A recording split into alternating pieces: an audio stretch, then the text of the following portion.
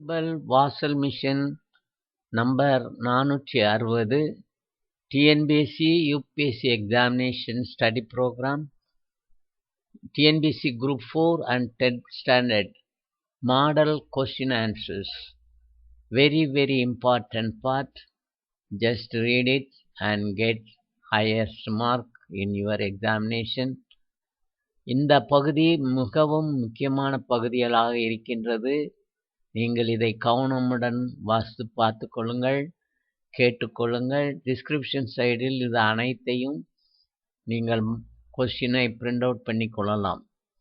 இங்கே இந்த பகுதியில் பெயரச்ச தொடராக்குதலும் வினையச்ச தொடராக்குதலும் விழித்தொடராக்குதலும் எழுவாய் தொடராக்குதலும் வினைத்தொகை பற்றியும் கொஸ்டினையும் தந்து விடையையும் தந்திருக்கிறோம். முதல் கேள்வி, அருணா பாடினாள் என்பதை பெயரச்ச தொடராக்கு. பாடிய அருணா. 2, அம்மா சொன்னார் என்பதை பெயரச்ச தொடராக்கு. சொன்ன அம்மா. 3, ஓடிய அருணா என்பதை வினை எச்ச தொடராக்கு. ஓடி வந்தாள். 4, ஓடிய அருணா என்பதை விழித்தொடராக்கு. அருணா ஓடு. 5வது கேள்வி, அம்மா சொன்னார் என்பதை விழித்தொடராக்கு. அம்மா சொல். 6, தா என்னும் வேர் சொல்லை பயன்படுத்தி எழுவாய் தொடர் அமைக்க. முருகன் தந்தான். 7, பெய்த மழை என்பதன் வினைத்தொகை. பெய்மழை. விடை பெய்மழை. பெயரச்ச தொடர், அதாவது நவுன் ஃப்ரேஸ் என்றால் ஒரு பெயர் சொல்லுடன் முடிவடையும் ஒரு வினைச்சொல். இது ஒரு செயலை குறிக்கும், அது ஒரு பெயரை கொண்டு முடியும். எடுத்துக்காட்டாக, ஓடும் ரயில் என்பதில் ஓடும் என்பது வினைச்சொல், ரயிலை குறிக்கிறது, ஆகவே இது பெயரச்ச தொடர். பாய்ந்த காவேரி என்பது பாய்ந்த என்ற வினைச்சொல் காவேரி என்ற பெயரை குறிப்பதால் பெயரச்ச தொடர். வினைமுற்று, ஒரு செயல் முற்று பெற்றதை குறிக்கும் சொல். எடுத்துக்காட்டு, சென்றான், பாடினாள். வினை எச்சம், ஒரு செயலை குறிக்கும் சொல், ஆனால் அது முழுமையாக முடியடையவில்லை, மற்றொரு வினைச்சொல்லுடன் சேர்ந்து வரும். எடுத்துக்காட்டாக, ஆடி பாடி. பெயரெச்சம், ஒரு செயலை குறிக்கும் சொல், ஆனால் அது ஒரு பெயரை கொண்டு முடியும். எடுத்துக்காட்டு, பாய்ந்த காவேரி. இந்த பகுதியை மேலே கொடுத்த அந்த கேள்விகளோடு நன்றாக பார்த்து கொள்ளுங்கள். நம் பெயரெச்சம் என்று சொன்னால் ஆங்கிலத்தில் a noun phrase. அந்த noun phrase, a noun phrase is a verb that ends with a noun. அடுத்ததை பார்ப்போம். வினை எச்சத் தொடர், adverbial phrase. இது வினைச்சொல் எச்சமாக முழுமையடையாமல் நின்று மற்றொரு வினைமுற்று சொல்லை கொண்டு முடிவதாகும். எளிமையாகச் சொன்னால், ஒரு வினைச்சொல் ஒரு செயலை செய்து கொண்டு மற்றொரு செயலை செய்யும்போது முந்திய வினை எச்சமாக நின்று பின்னால் வரும் வினைமுற்றை சார்ந்து நிற்கும். எடுத்துக்காட்டாக, படித்து வந்தான் என்ற தொடரில் படித்து என்பதாகும். வந்தான் என்பது வினைமுற்று, படித்து என்பது வினை எச்சம். இந்த சொல் முழு அடையாமல் வந்தான் என்ற சொல்லுடன் சேர்ந்து பொருள் தருகிறது. எனவே இது வினை எச்சத் தொடர். அடுத்தது, நாம் அதை ஆங்கிலத்தில் சொல்ல போனால் an adverbial phrase. அந்த பகுதி வினையெச்சத் தொடரை நாம் என்னவாக ஆங்கிலத்தில் சொல்கிறோம் என்றால், an adverbial phrase is a verb that remains incompletely and ends with another infinitive. விழித்தொடர். This can be done with verb command. ஏவல் என்பது ஒருவரை அல்லது ஒரு பொருளை குறிப்பிட்டு அழைக்கும்போது பயன்படுத்தப்படுகிறது.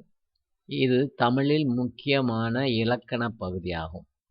விழித்தொடர் ஒருவரின் பெயரை நேரடியாக அழைப்பது அல்லது ஒரு பொருளை நோக்கி பேசுவது.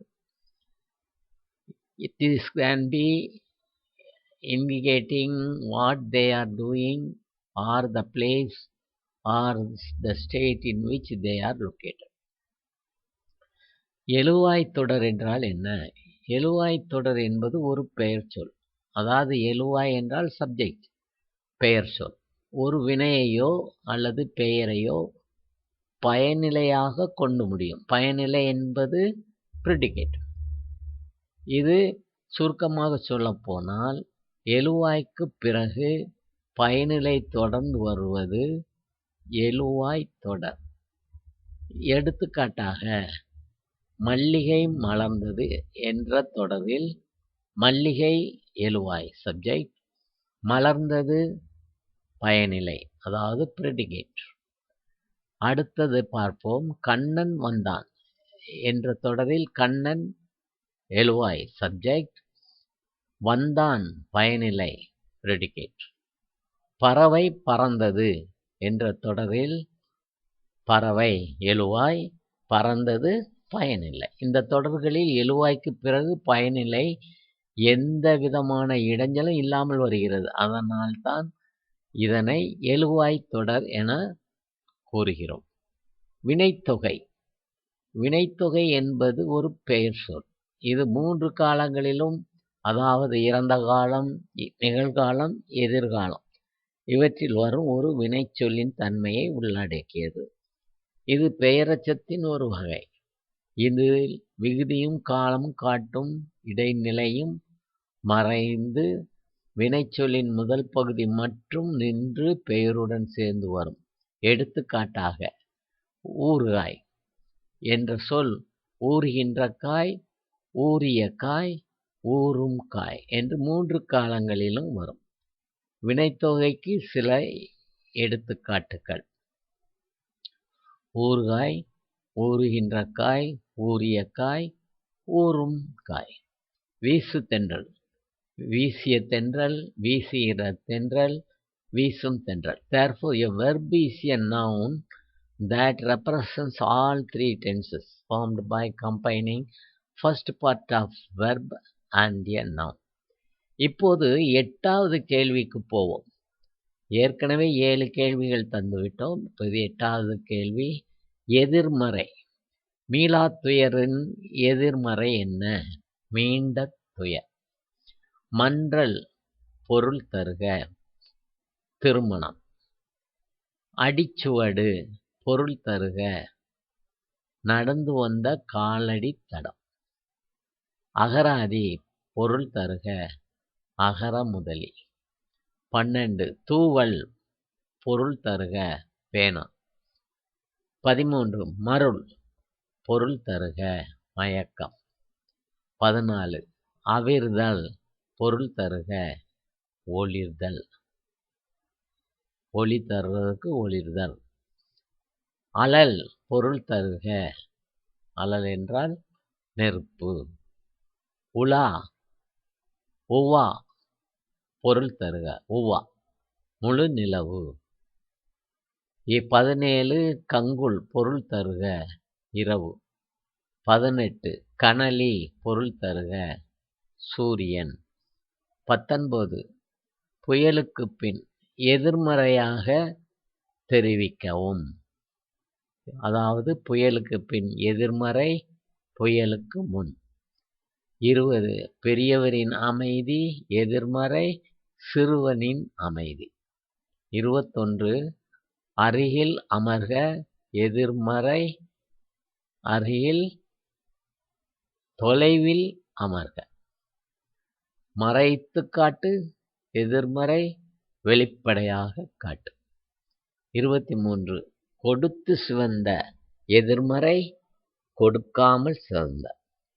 24 மீளா துயர், இதன் எதிர்மறை மீண்ட துயர். 25 தால், பொருள் தருக நாக்கு. 26 உழுவை, பொருள் தருக புலி. 27 அகவுதல், பொருள் தருக அழைத்தல். 28 எந்தலில், எந்தலில் பொருள் தருக மிகுந்த அழகு. 29 அணிமை, பொருள் தருக அருகில், அருகில்க்கு அணிமை. இப்போது நாம் தொழில் பெயர் எவ்வாறு அமைகிறது என்பதை பார்த்தோமானால் அதற்கு சில உதாரணங்களை தருகிறோம். வியத்தல் தொழில் பெயர், அதாவது வியப்பு என்னும் வினையை குறிக்கக்கூடிய பெயர் ஆதலின் இது தொழில் பெயர் ஆயிற்று. தொழில் பெயர் விகுதி தல் வந்துள்ளது. இது அன்புள்ள சகோதர சகோதரிகளே, இந்த குரூப் 4 ஜூலை 12 வருகிறது. அதற்கு முன் இந்த பகுதிகளை எல்லாம் நாங்கள் ஏற்கனவே முந்தின வீடியோவிலும் கொடுத்திருக்கின்றோம். அதற்கு சில எண்களை கொடுத்திருக்கிறோம், அதையும் பார்த்து கொள்ளுங்கள். தேவையான கேள்வி பதில்கள் உங்களுக்கு உண்மையிலேயே அது பயனுள்ளதாக இருக்கும், இதில் எந்த சந்தேகமும் இல்லை. இன்னும் தொடர்ந்து வரிசையாக நாங்கள் தர இருக்கிற அத்தனையையும் உங்கள் மனதில் நிறுத்தி கொண்டு சென்றால் தமிழில் 150 மார்க்குக்கு 120 மார்க்கு நிச்சயம் நீங்கள் எடுக்க தயாராகி விடுவீர்கள். தொடர்ந்து இந்த சேனலை பார்த்து நன்றாக படியுங்கள். சப்ஸ்கிரைப் செய்து கொள்ளுங்கள். நன்றி.